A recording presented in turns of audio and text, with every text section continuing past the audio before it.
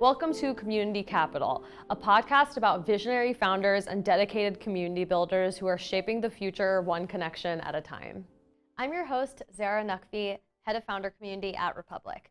Hi, Kyle and Yash. Thank you so much for coming to the Community Capital podcast. Super excited to get more into what you're building at Hedge, and then of course the fact that you had a Republic fundraise as part of the fundraising process that you've had. Would love to just open up the conversation. I love asking founders, did you always know you wanted to found a company? What were those early, career choices that you made? Did they inform the fact that you wanted to be a founder, or was this kind of like you knew you just needed to build something and then Hedge was created? What was that whole process like for both of you? That's a great question. Well, thank you so much for having us, first of all.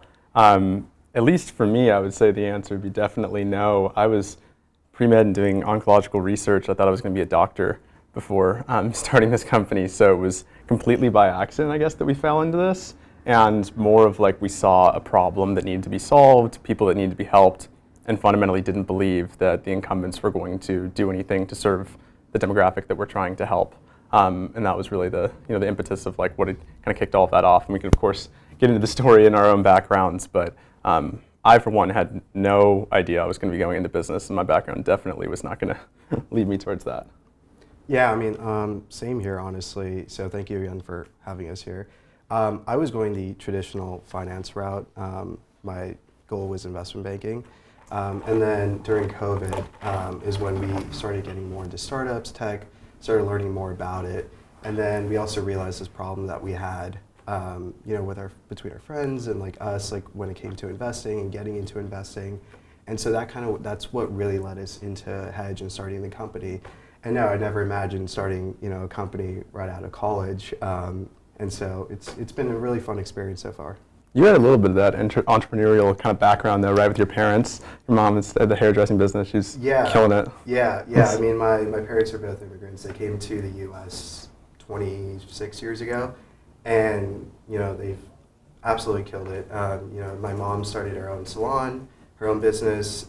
They've had a series of businesses that they've started, small businesses. And so I've kind of grown up with that entrepreneurial background there, and so that's why they were. Honestly, it was very nice when I told them that I wanted to, start a startup, they were super supportive about it because, they've experienced it and they just wanted me to do something that I really cared about and I was passionate about. Mm-hmm. It's awesome. Yeah.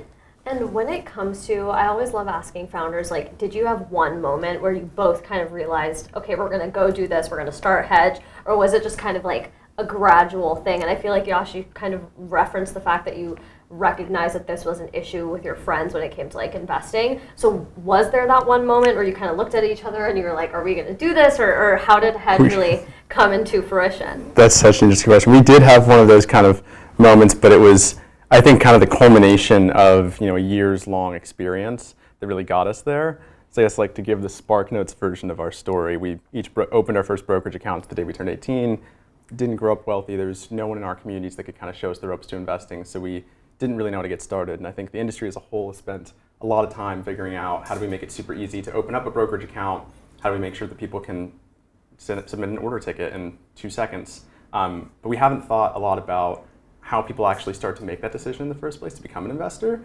and how you get to from 0 to 1 once you're there. And so most of the products that have come out have really served a single demographic. The backgrounds that we came from, we didn't have anyone that could get us into investing. And so we kind of stayed stagnant until we got into college. And then we got there, started a group chat with our friends.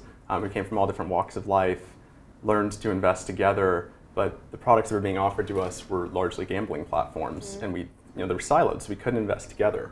And I think, the more we talked about it, the more frustrated we were getting that, it felt more like the Las Vegas Strip than Wall Street. Mm-hmm. It just didn't seem right. And I think that was part of the issue. And then on top of that, we were looking at the lack of inclusion that we were seeing at college where we were. And I don't think it was surprising that we didn't have a lot of people in our communities investing. We knew why people who came from backgrounds like us weren't in it. But it was really shocking that a place with such a concentration of wealth, that there was still that profound lack of inclusion. And since community was the unlock for us, I think that's kind of what led to that moment.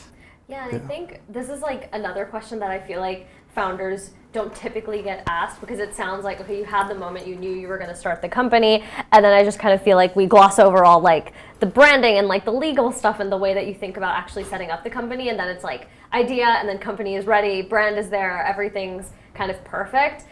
So I always also just love to ask the founders who come on our podcast, like, okay, after you decided you were going to start the company, what was that first move? Was it like the branding? Was it getting the legal stuff set up? Was it like setting up the way that you were going to structure the company? I just love, like, it sounds so granular, but I think it's interesting to see how different people approach like that first step when they're going to start the company. Yeah, I mean, like, it was honestly definitely difficult because we are first-time founders, and so, you know, there were a lot of things that when you read online, there's a lot of things you have to do, and it's like, what do we prioritize first? And so I think like what we really focus on is narrowing down on what exactly we wanted Hedge to be and what we wanted to do with Hedge, and really focusing and narrowing down on how we're going to create, you know, this, how we're going to reach our, you know, our mission and like achieve that mission that we're striving for.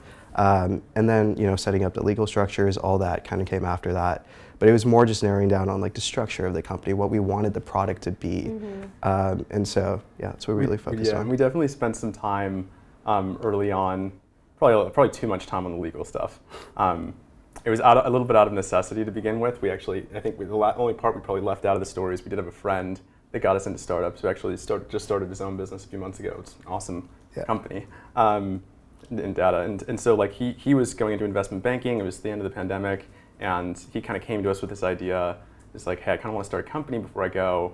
It wasn't something that we were super passionate about, but it was the pandemic and we were super bored. I had also like just finished getting my EMT license, and then there's this weird, you know, in California, when the hospital shut down, all the nurses took the EMT jobs. And so I had done all this work to get this and thought I was going to go to med school, and I couldn't use it. So I was very bored and looking for, you know, a way to help people and just a way to not be sitting on a couch all day doing nothing. And so that was kind of like this interesting starting point. But because like we had started there, we got some exposure to the legal background, and you know, made some mistakes, made some, you know, correct decisions, and that was a really nice springboard because we luckily did not make those same mistakes with you know, with Hedge when we started that. So that was, you know, he went off to investment banking. We of course did not continue that company with him, but it was a really good introduction.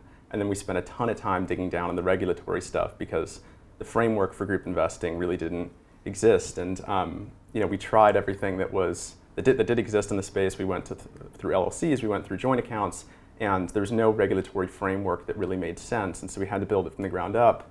And I think that we were lucky enough to just be naive, and we didn't have a framework of how to approach the space. And so it was a ton of reading. We did a lot of work on the legal stuff, and we could not afford lawyers. So I was just spending a bunch of time trying to figure out how to write contracts and how to, you know, frame a regulatory framework for a new way to invest. And so I want to double click into the fact that you mentioned communities that typically weren't exposed to investing or just weren't really given the frameworks to succeed. I know that community is really important to Hedge, and so I'd love to even just dive deeper into what community has meant for you as part of your founder journey. I have a 3-part question. I would love to know what community looks like from your founder journey perspective, of course for the customers who are part of Hedge, and then also with the Republic raise that you did. Clearly it's not just something that you're saying, you have a community as part of your cap table ownership in the company. So I'd love to hear from both of you, I guess community from the other founders that you work with, community within the company and your customers, and then community from the Republic raise. Just a lot of community stuff to touch here, so I'd love to hear your thoughts on all 3 of those things. Yeah, I mean, I can start with founder communities for sure have been super helpful. I think when we were first starting out, we were actually part of the On Deck Accelerator, their inaugural cohort, and you know that we found super helpful. Right, we had access to a bunch of different other founders building really cool companies in different industries. But the really cool part about that is also that, you know, about these founder communities is that everyone's at a different stage, and so they've, you know, if you're at an earlier stage, these other founders have, you know, faced the problems and the challenges that you face as an early stage founder that you're facing right now. And so being able to ask them questions, go to them and ask for advice has been super, super helpful. And so really, really happy with the founder community that we've, you know, become a part of. That's been super helpful. And so I think for us, community is no different on, you know, an investment platform like ours than it would be anywhere else, whether it's, you know, in a digital medium or, you know, IRL. We just wanted to make it accessible for people, and what Hedge provides that inclusive network so that if you don't have people around you like we didn't, you're able to find a community that can help you get started. And you can just have someone by you, not necessarily somebody who's going to be a mentor that you don't have to like teach other people or get taught, but just other people to go through the journey with you, because it's very important to get started in investing. And a lot of people just don't have anyone around them that's telling them that. And I think for Gen Z, we have this inherent feeling. Like I remember when we opened our first brokerage accounts, I did it because I think there's a lot of stuff on social media saying that we should. Mm-hmm. And I just had this feeling of like, wow, we need to build our financial futures. So I knew it was important. And it's like, yeah, there's a lot of resources online. Like I probably could have gone and sought them out and learned, but there's almost too much. It's like, where do you get started? And having people around us, I don't think any of us necessarily knew. We didn't have like one person in our group that was teaching us like a class to us. It was more of just all of us asking questions and coming from the same place of not knowing where to get started that really provided a clean path forward. Mm-hmm. And so our goal is to provide that at scale, and that kind of looks like the inclusive network of investor communities that we have on there. For lack of a better analogy, I guess you can kind of think of those as more Reddit style. Definitely not like the Wall Street Bets type of thing, but more Reddit style communities and that digital medium. And then we also have the Hedge groups, and we're seeing that as a great on-ramp for people who haven't invested before, because they're able to talk about investments with their friends, and it just is lowering that barrier to entry on just making your first investment decisions and figuring out how to talk about these things and have other people to go through the journey with. I totally forgot about what your part was. I just want to add to the communities as well. I think the really cool thing about communities also is that everyone that's a part of the community really comes from part of like these hedge communities as well, and the community in the group that we were in. Everyone comes from a different background, they're in different majors, so they have a different level of knowledge in certain industries. And so it's really cool to bring all that together and really talk about and learn together. And like these communities are great because even if you're a first-time investor or you're in the middle of your investor journey, there's a community for you. And like you can go to these communities, these hedge communities, and ask any questions you have. Like be open, offer help to other investors that are just starting out, because investing is honestly, it's scary when you're first starting out, right? You're dealing with real money, you have all these numbers, all these stocks, tickers, I don't know what to invest in, things like that. And so just like being able to have like a support system there is super helpful. I think that's a great point. And I think that's one of the things that we've seen that we've been really excited about is people coming to us and saying like, hey, I didn't think I was interested at all in investing or finance. I didn't think that I had the knowledge to do this, and I do. And so like some of the most like popular topics on our communities this summer were like the Barbie movie and now Taylor Swift. Mm-hmm. Like Birkenstocks, the Barbie movie, Taylor Swift. So like it's things where people are coming to us and being like, oh, like I talk about this with my friends all the time, and I just had no idea that was relevant. And it's helping them realize that they do know how to analyze companies. They do understand marketing, and I think Gen Z has an inherent, because of the digital nativity, just a very good lens that they can look through with that. So yeah. Yeah, and I think having like addressed like the founder communities that supported you, and then the way that you're building community within Hedge, I would love to touch quickly on the Republic raise that you did, why you decided to raise on Republic, and what that community of investors has meant to you now going forward and continuing to build Hedge. Well, that's interesting. We should probably tell a story, maybe in a different one, of how we met. Like, 'cause I was, I made my first, I guess, private investments. The only private investments I've made were on Republic, and there's no way that someone like us ever would have been able to access a private company if not for Republic. So I was kind of a fan of the company itself and what it had allowed me to do from before we had started the company. And that was one of the things that came out of like this experience of us starting that group chat with our friends, is that that learning curve was very steep. And it was hard at first. We were asking a couple of questions, very easy with friends, but then we were learning so fast that we very quickly progressed into other asset classes. And Republic was like kind of what allowed us those inroads into private companies. Found a lot of ones that I was very excited about and that I believed in. And it was money that I knew understood would be a little bit illiquid, but it was more of just being able to back a company that I believed in an early stage. I loved it, and it was cool to have a community there. So when we were going to start Hedge, we didn't start Hedge to make the top 0.1% richer, and that's not what the goal of the company is. The goal is to help everyone else, and a big part of that is like we wanted those people to be able to share in the upside. So of course there were real validators there, but it helped us validate that this was something that people wanted. That there was real traction. The raise was after the markets had collapsed, so I was very happy with how well it had gone. That was amazing, and we've had a super supportive community of investors behind us who backed Hedge at a very early stage and believed in what we were doing. And that was a really nice proof of concept. It helps us seed the platform and see the communities that are on there. And they've all been very supportive people helping us in our journey. So I think it was about being able to provide the access, and it wasn't really necessarily about the money, but more about the people that we wanted to build for. Mm-hmm. Yeah, and I think now kind of transitioning, I guess this is like the same topic, obviously, fundraising. When it comes to the fundraising process for first-time founders, I feel like there's a lot that feels very opaque. There's so many Twitter threads and blog posts and just lots of different, I'd say, kind of competing and conflicting advice in terms of the way that you should approach it. I guess in hindsight now, looking back at like the fundraisers that you've done from the Republic perspective, the venture perspective, what are like, I guess if you had to synthesize like your top 2 pieces of advice, what would those pieces of advice be for founders who are just starting their fundraising journey? Wow, that's a great question. I think that if you ask 10 different people that, you're going to get 10 different pieces of advice. I think a lot of the advice that's out there is pretty meaningless platitudes, if you really ask me. Everyone's going to say something different. I think it depends on what industry you're in. There's going to be different hype cycles. I think it really depends on how you want to build your company, who you want to build it with. We personally, when we are going to fundraise, would rather share where we're at from an honest lens and really kind of dig into this is what the company is, this is what our mission is, and give investors a lot of information to digest, and it has to be in a digestible format, of course. But we like investors that take the time to work through what Hedge is with us, because it's such an atypical business. If you're building a simple B2B SaaS company, it's probably a lot easier because there's not so many layers to get through to understand just the basics of the business. We're building a very unique company that you're not going to understand within 5 seconds of looking at it. And that some might say doesn't always fit the traditional venture model, not because of upside. The upside's actually massive potential here, but it takes longer to build financial institutions, especially when you want to build them the right way. And so I think like the top piece of fundraising advice that I would give to founders is don't listen to all the advice that's out there. You're the one who knows your company best.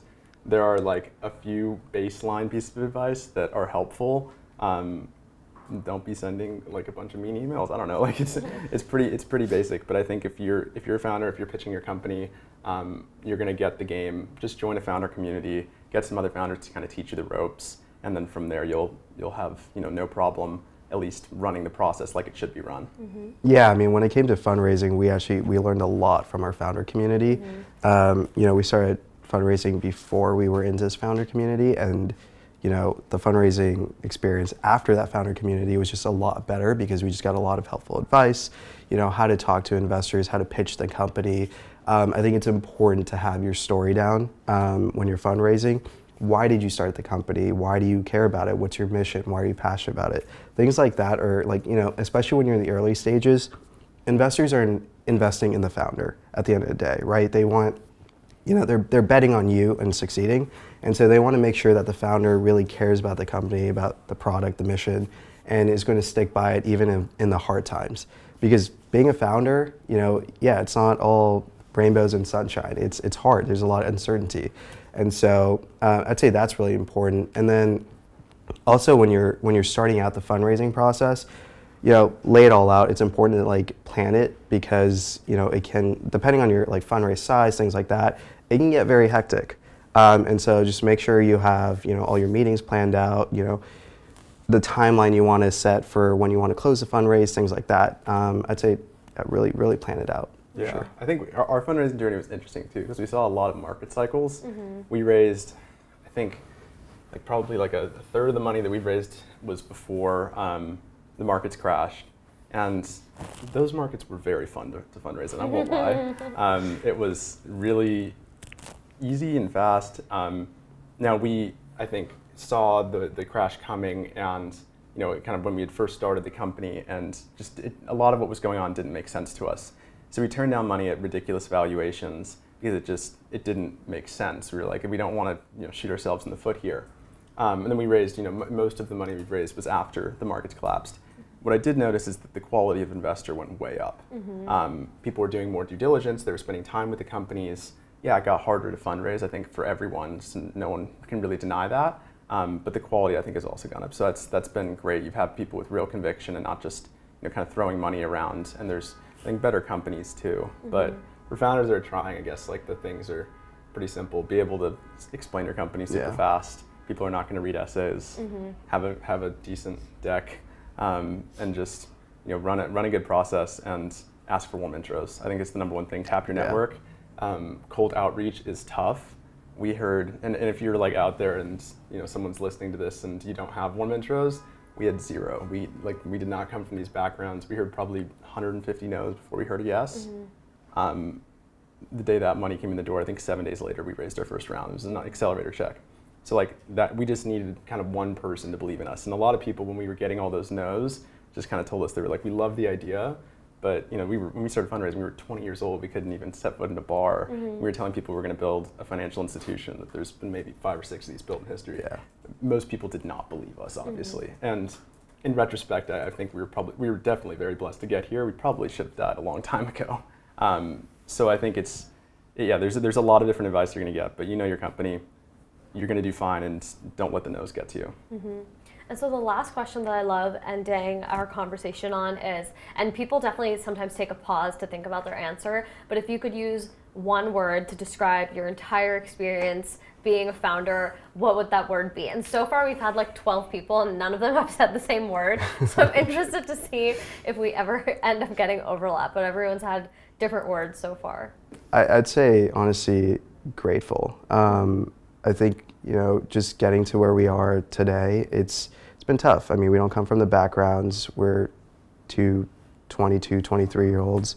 And, being able to accomplish, our mission that we set out to do, and, that's a huge thing, and just super grateful to even be here still. And we're just super excited to, launch and help, impact people's lives and help them get into investing, help build their financial futures.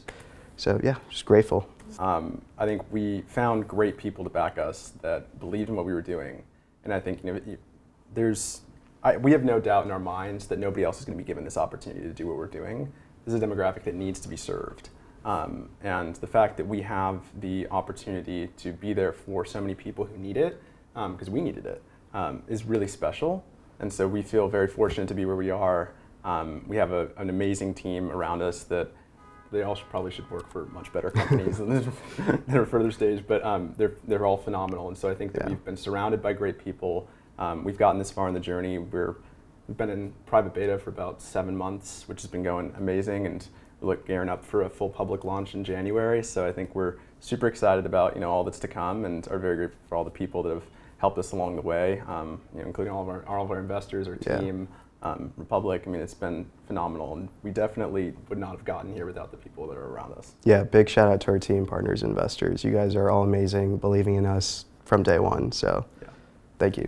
Yeah, of course. Well, thank you so much for coming on the Community Capital podcast. Thanks for having us. Yeah, of course.